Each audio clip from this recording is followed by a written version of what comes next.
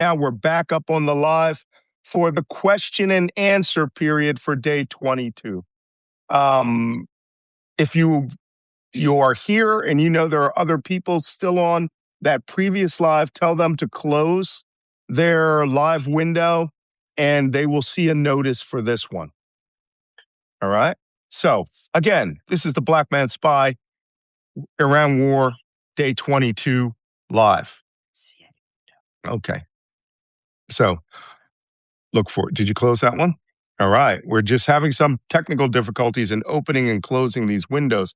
So if you go to your Substack, there should be a notification or an email that was sent to you about this live.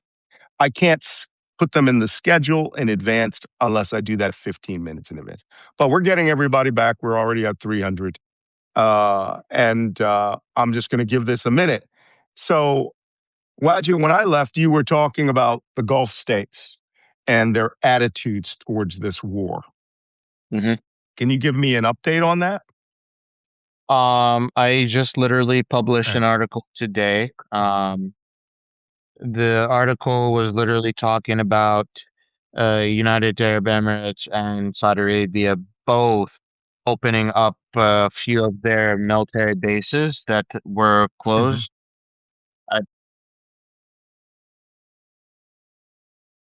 Hello, this is email.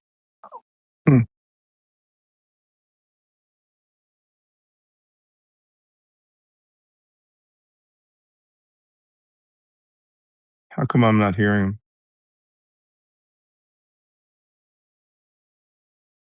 No sound. Yes. He lost his sound.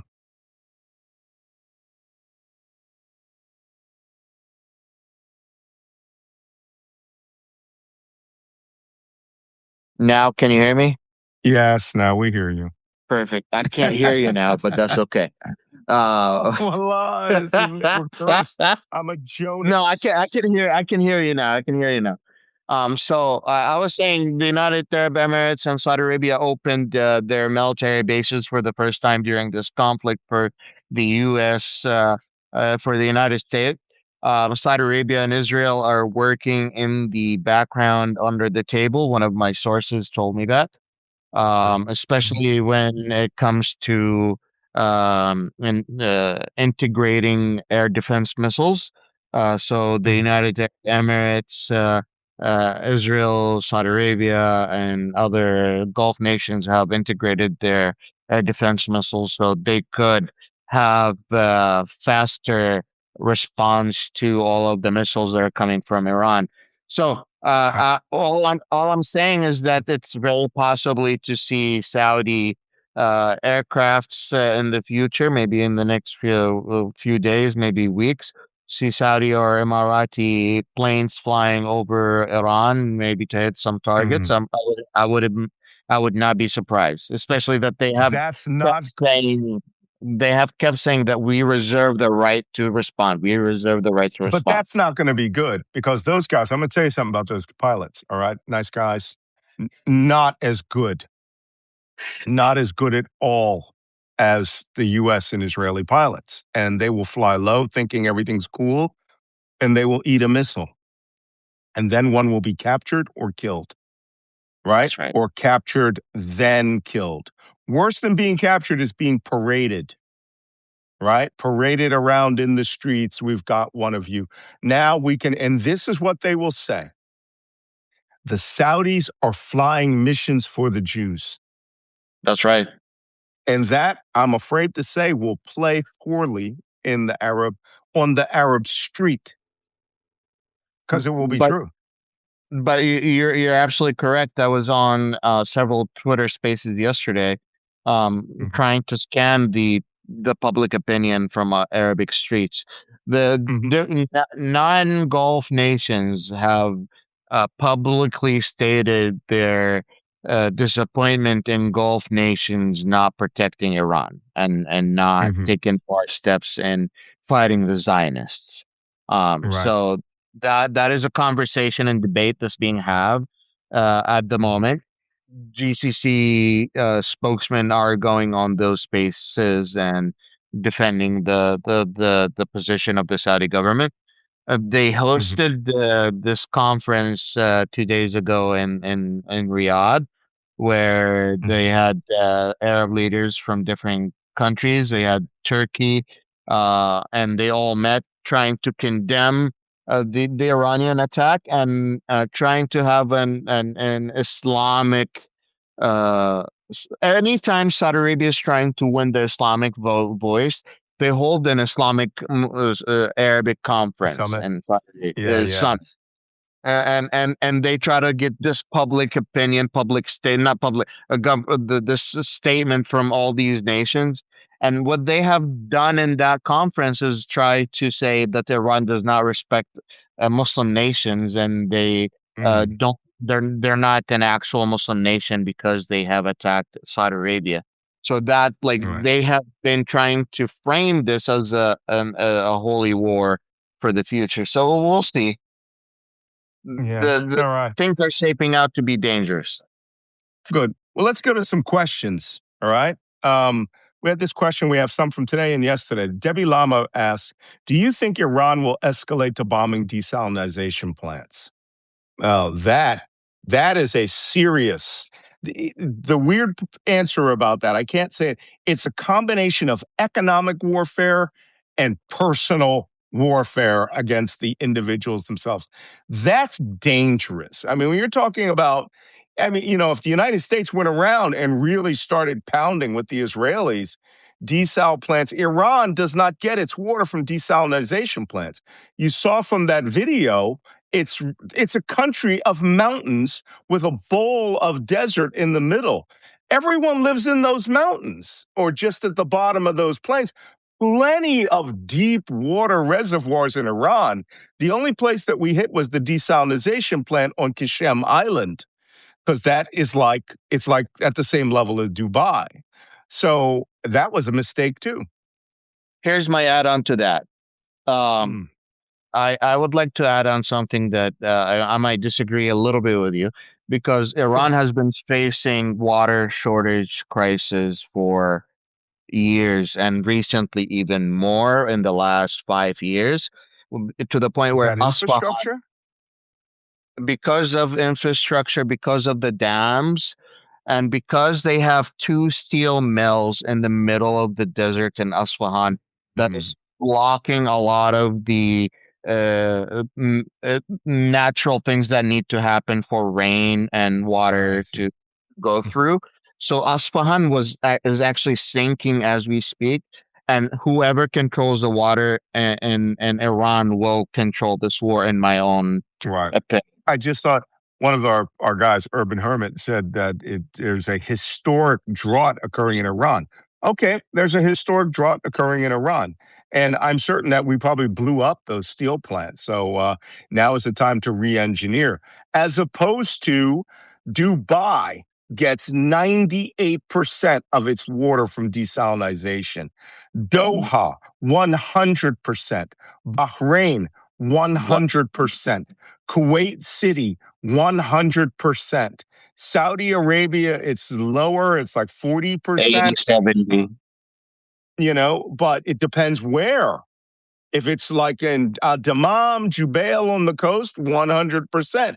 If you're in Riyadh, yeah, there's water out there, or in or Yanbu, Jeddah, Mecca. Yeah, there's a lot of desalinization plants there also. But if we get into if we get into water warfare, then this thing's full knives out. It's Oh yeah. full knives out. It means they don't care about you at all. They rather you die in the desert. And I'm sure that the Emiratis and the Saudis are thinking, we need to make sure that this does not become a weapon system, which is why everyone was horrified when they bombed the Qashem Island, right? Hmm. That's an Iranian island. It's in the shape of the shark. Bombed the Qashem Island desal plant. And it has 54 villages and one big town. Yep. And that's not good. You are literally saying, we want you to die, right? Now, in the run up to a U.S. Marine amphibious landing, That's the sort of thing Pete Hegseth might do to say, hey, we're going to give you guys pulling the Israeli routine, right? Israeli and Lebanon. We're going to give you 24 hours to evacuate that island. If there's anything I've ever learned in the Ukrainian war when I was out on the Kharkiv front, we liberated over 500 villages and settlements in 4 major cities in there. And there's one thing I knew in every village that we came into, we were like, this should be empty, this should be abandoned. But look out for the little old lady who has lost her dog or cat. They're always there. They never leave.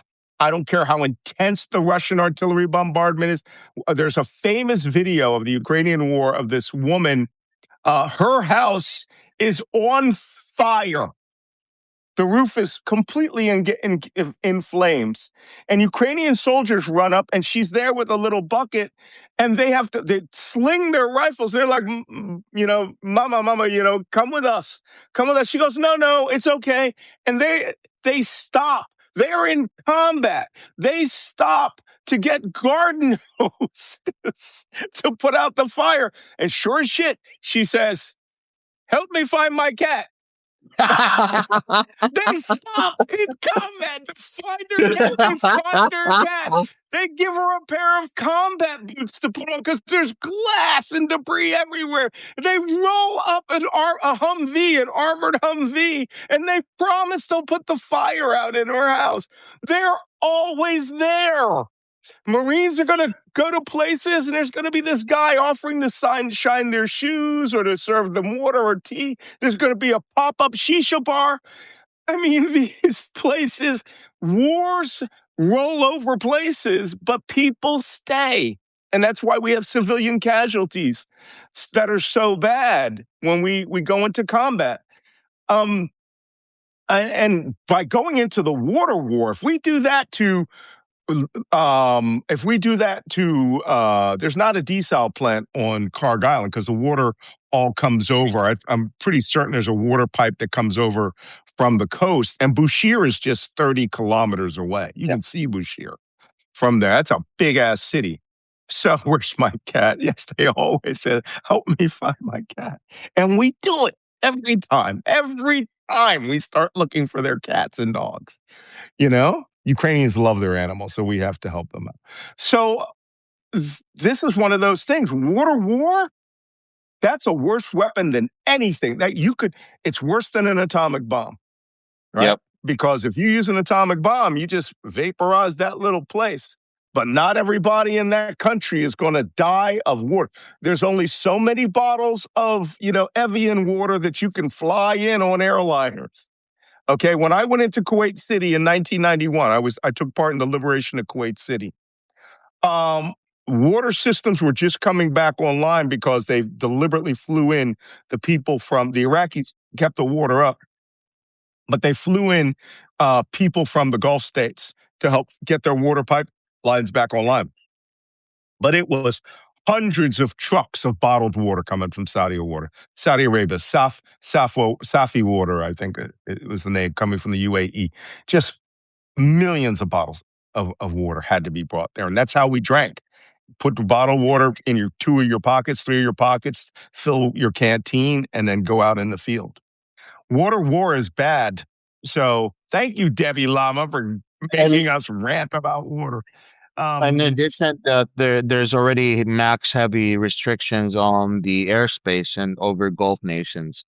So even if they want to fly in a lot of water, they're gonna have a lot of logistical issues with that. Yep. Zach Bowen asks, what infrastructure has been destroyed that cannot be rebuilt within a few years? Nothing. There's nothing that's destroyed that you can't be rebuilt with enough manpower, money, and energy.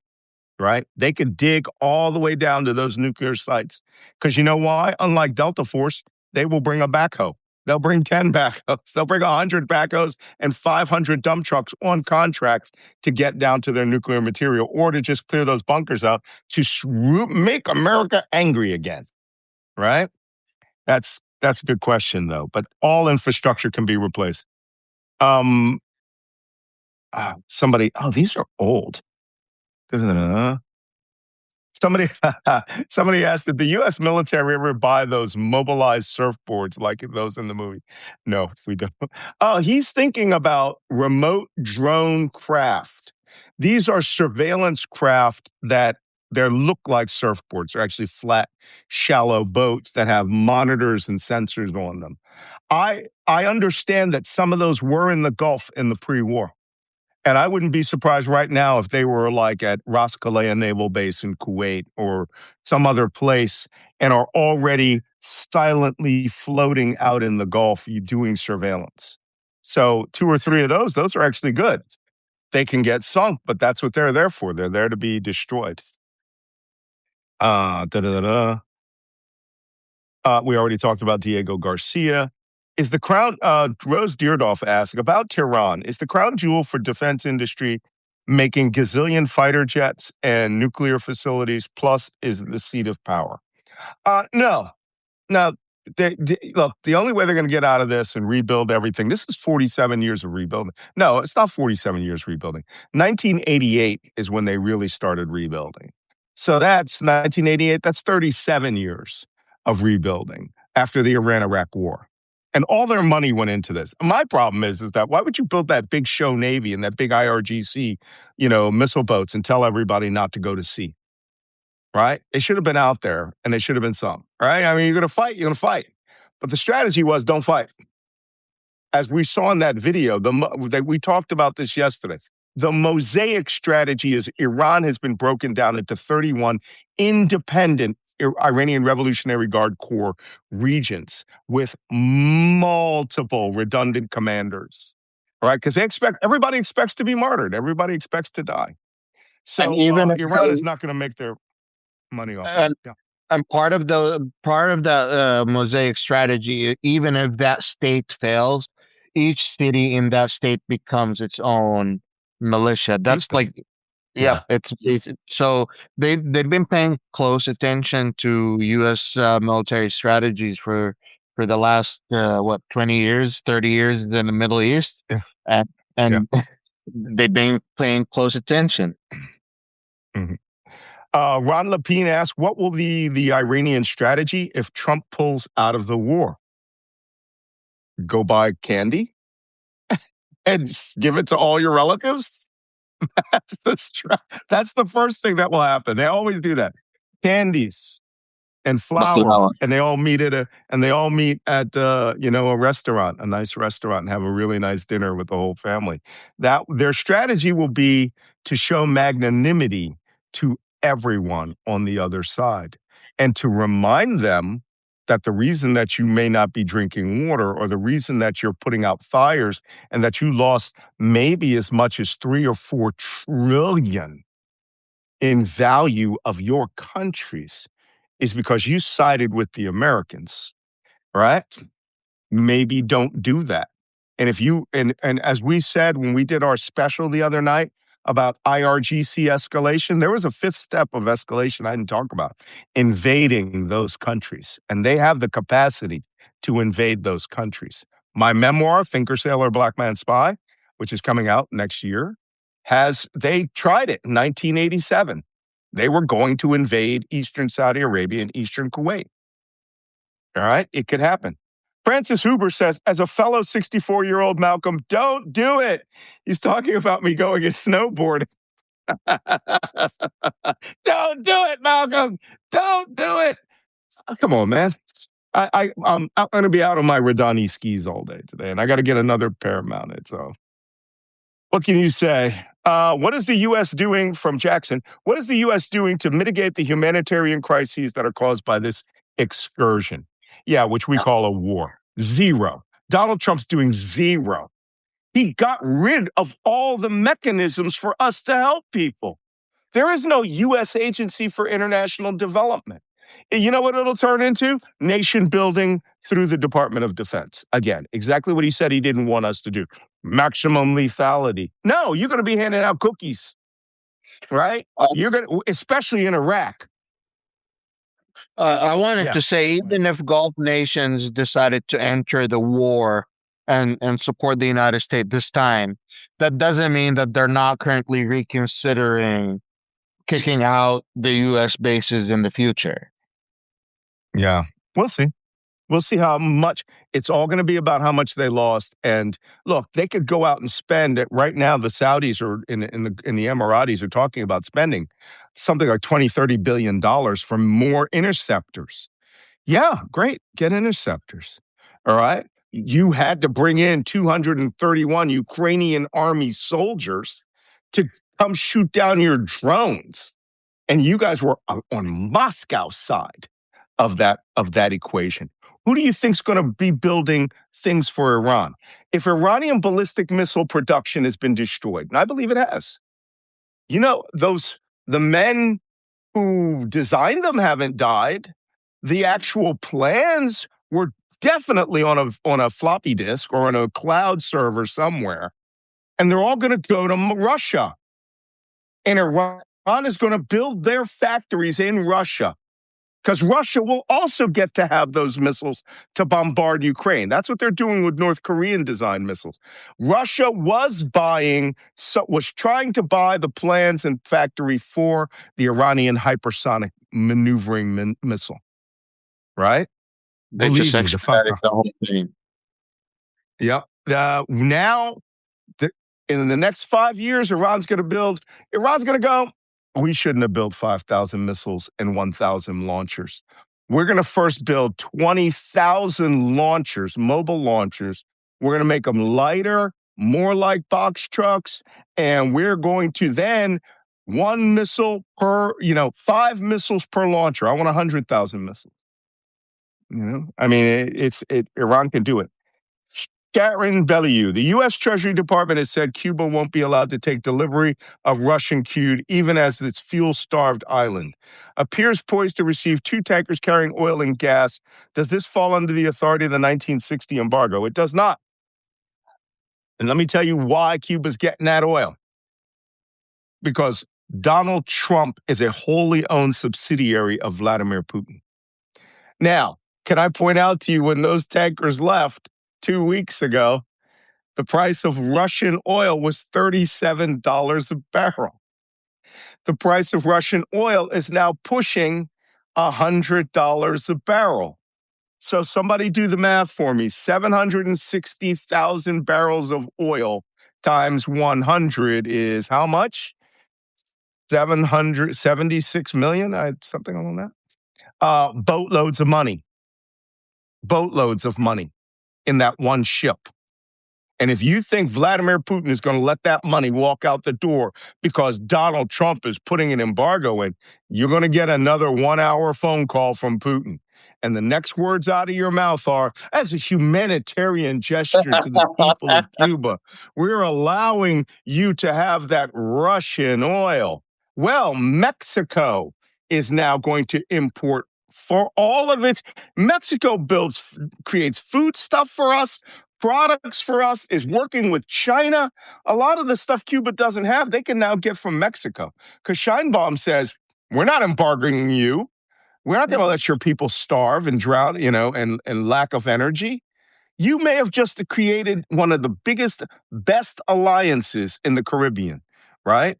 The Mexico-Cuba alliance in the Gulf of Mexico.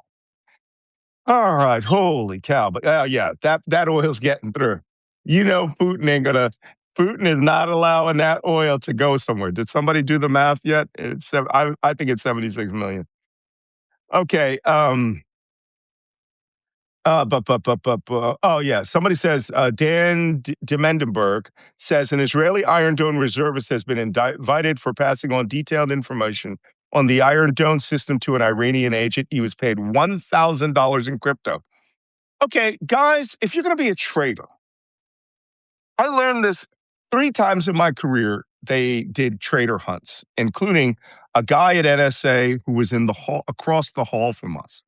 Let me tell you something about the U.S. intelligence community.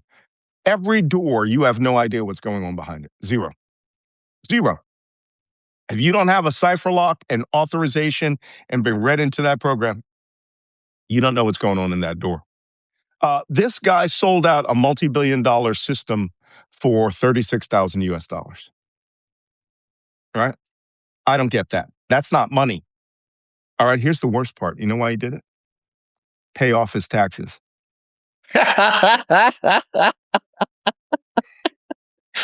So you betrayed the United States government to get straight with the United States government.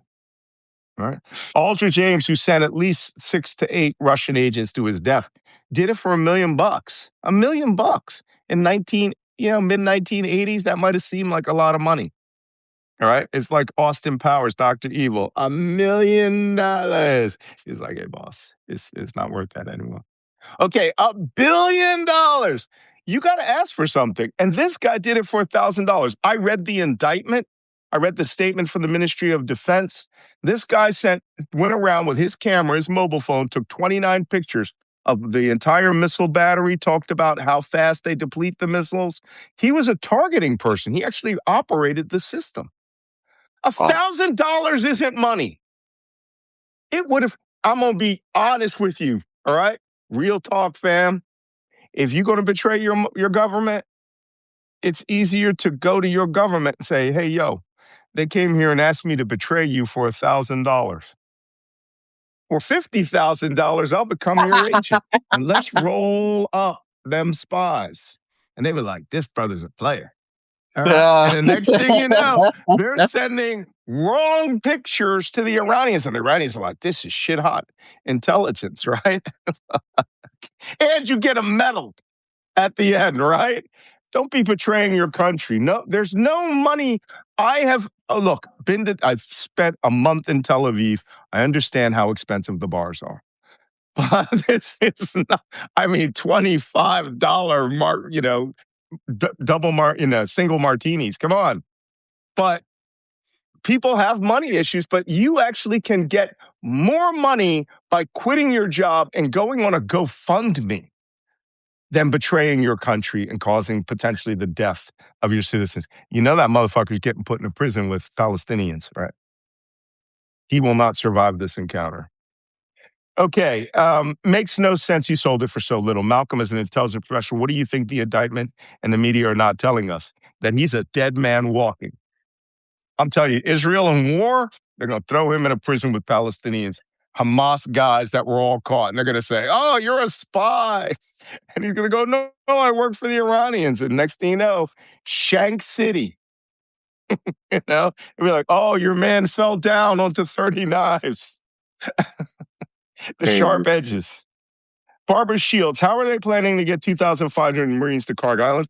Barbara, I'm going to hold off on that because I'm going to do a Karg Island special next week when the first Marine Amphibious Group, the 11th Marine Expeditionary Unit arrives in the Gulf. I'm going to do that, and I'm going to have animated graphics. I'm going to have all sorts of things, videos in my PowerPoint. It'll be awesome because that's a big story. That is not a small story. That's a big story. Somebody trophy. I was told yesterday that Iran was about to receive anti-ship missiles from China. Was Trump ordered to attack? Any inkling of the truth? Was why Trump ordered attack? No. Oops, sorry about that. See that? That's what happens when the crank callers start calling to offer me loans. First thing in the morning, you got to put your phones on Do Not Disturb and put it on power. Iran was in January ordered these hypersonic Chinese missiles. They did not arrive. That is not the reason Trump bombed. Trump bombed because he thought he was going to be able to own all the oil in the world, decapitate Iran, and that the Iranian government would collapse. He just said that again yesterday. Please rise up and take over your government. For you and Netanyahu, pretty sure that's not going to happen. You missed your chance in January. Andrea D says, will the Gulf states kick the U.S. out of the area because of this? I think so. What do you assess? Yeah, I think you said that earlier. Do you think the Gulf states will eventually maybe we'll defend ourselves? They're strongly considering it, especially like countries like Qatar and United Arab Emirates that got hit really, really hard. They're strongly thinking if Iran's government does not get dismantled after this war, if this uncertainty in American leadership can throw us under the bus anytime like this, then yes, we are going to find a different ally that can protect us. And they started with Turkey. Mm. Yeah, that would be a big, I mean, talk about going back under the Ottoman Empire. It's like they protected you for 800 years.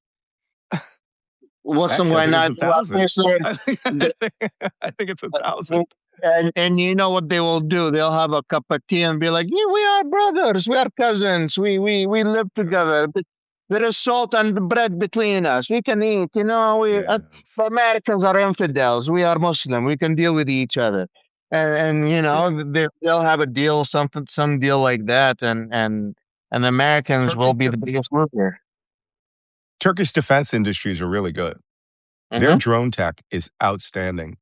I personally think that the GCC will start looking at themselves as their own alliance. And if they can actually just fill some of these holes, they can buy stuff from the United States, but I can't see a reason to have US bases there. That's why they got blitzed. No PowerPoint, Shirley. We're doing Q&A. All right. Hey, listen, I know I gave you a very long, God, we went 2 hours today on 2 different sessions. I'm glad I could answer your questions. Please, tomorrow we're going to do this again. Give me your questions. If we have to go long, we'll go long. I'm sure Jacob has some cool ass reception. Like the king called me in this morning and said that I had to come to the Katerina, whatever it is, palace and have coffee with him and explain the situation to him and the queen. And then they gave me a medal and sent me home. That's how he's going to do it. He's going to roll in tomorrow wearing this like he was knighted. Oh my and, God. and we're going to go, "Where were you yesterday?" And we're like, yeah. I'm a knight of Denmark. Okay, thank you for coming. We will talk to you. If you want to go back, the previous hour and a half will be coming up. If you missed it, you came in late, it'll be on Substack and it'll be on YouTube, both of these, and it's free to watch. So I will see you tomorrow. Wajih, ma salama fi Allah. Eid Mubarak, Eid Kareem. Thanks for having me. Mubarak, haba, yalla. Eid Mubarak. Okay, bye-bye, everybody. See you tomorrow. Bye bye. Have a good one. Bye bye.